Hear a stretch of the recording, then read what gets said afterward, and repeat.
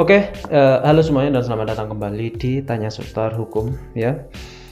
Untuk kali ini kita akan membahas hal yang sangat seru dan sangat sangat banyak terjadi di masyarakat, yaitu bagaimana langkah terbaik jika seorang ayah atau seorang laki-laki tidak mengakui anaknya, entah itu anak luar kawin atau anak hasil perselingkuhan. Itu langkah terbaiknya yang ditempuh, langkah hukumnya yang terbaik itu apa dan bagaimana itu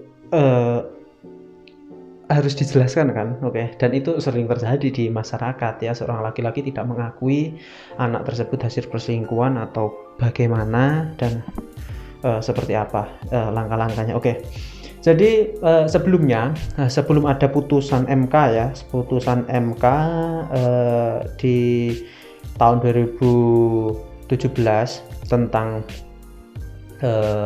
tentang pengakuan anak ya, intinya tentang pengakuan anak.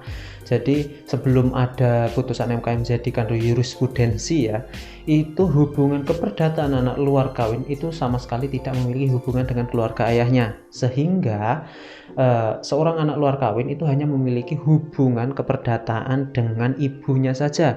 Jadi ketika ada apa-apa ya langsung otomatis ke ibunya. Jikapun ada kematian, jadi ahli warisnya juga dari ibunya.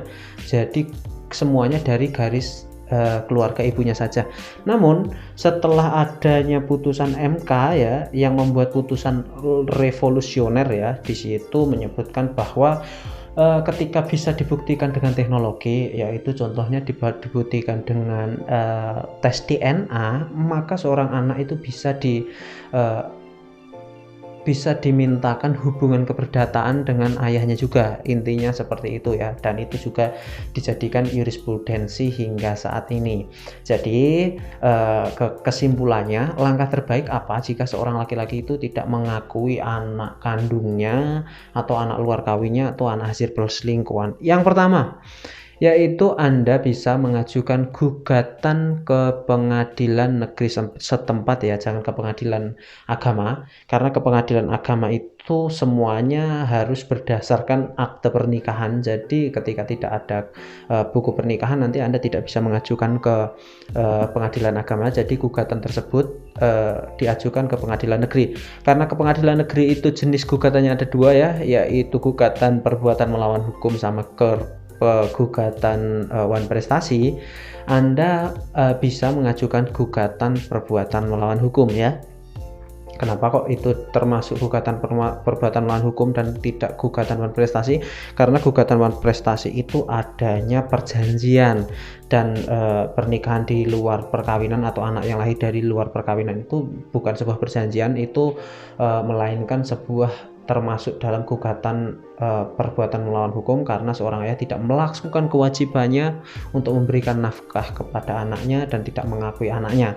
Oleh karena itu, kalau hanya untuk pengakuan terhadap anak tersebut dan tuntutan untuk memberikan nafkah kepada anak tersebut, memberikan pendidikan yang baik dan layak kepada anak tersebut, maka bisa diajukan ke pengadilan negeri, dan banyak sekali sekarang kasusnya dan banyak sekali juga yang dikabulkan.